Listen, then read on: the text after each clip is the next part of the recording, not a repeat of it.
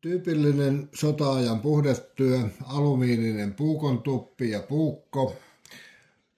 Useamman tarinan mukaan alasammutusta vihollisen lentokoneesta, mutta totuus voi olla toisenlainen. Saattaa olla myös pakin kannesta tehty, koska pakkeja oli joka paikassa saatavilla.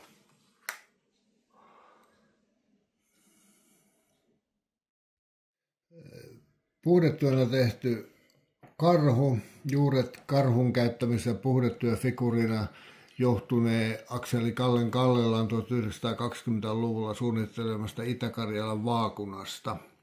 Tässä karhu pitää maapalloa, tässä tapauksessa Karjalan kannaksen palloa käpälien välissä.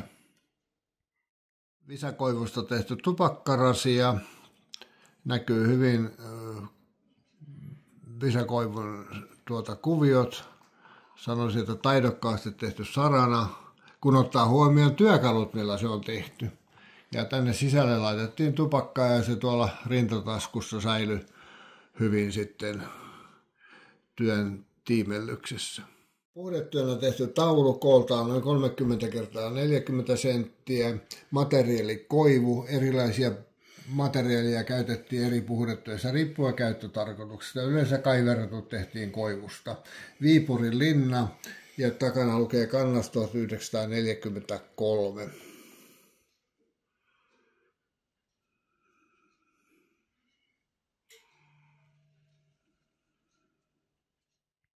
Rasia kooltaan noin 20 x 30 senttiä, paksuutta 120 milliä, 12 senttiä.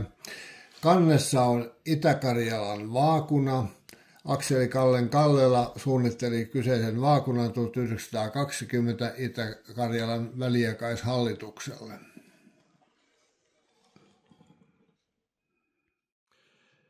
Pieni rasia, muisto 1942 uhtua, tehty tuohesta. Tuohi oli yksi tyypillisimmistä puhdetyömateriaalista.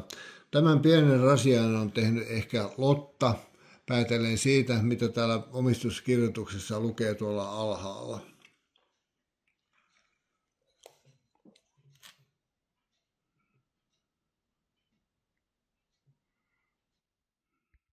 Rasia, noin parisataa milliä. Tämä mitta 150 leveä, 100 milliä korkea. Muisto, sotamuisto. Tässä on niin kuin olkityöstä kysymys. Nämä kullanväriset ovat olkea. No eihän rintamalla kasvanut ruista tai ohraa, ruista todennäköisesti, vaan se tuotiin kotirintamalta, kun käytiin lomalla.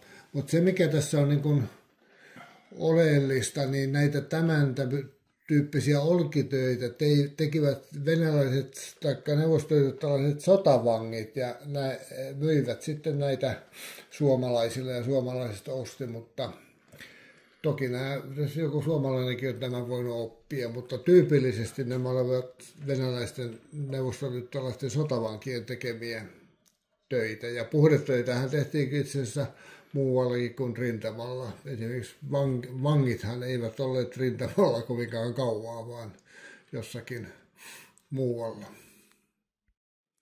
Lentokone mahtaa olla joku Junkersin tyyppi.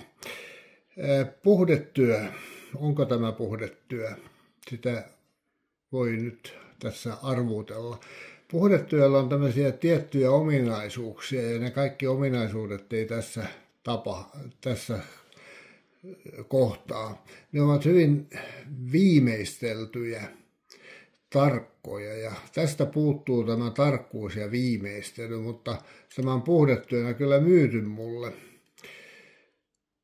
Mutta tämä ei täytä minusta kuitenkaan kaikkia puhdetyön kriteereitä tämän viimeistelyn ja huolellisuuden kohdalta.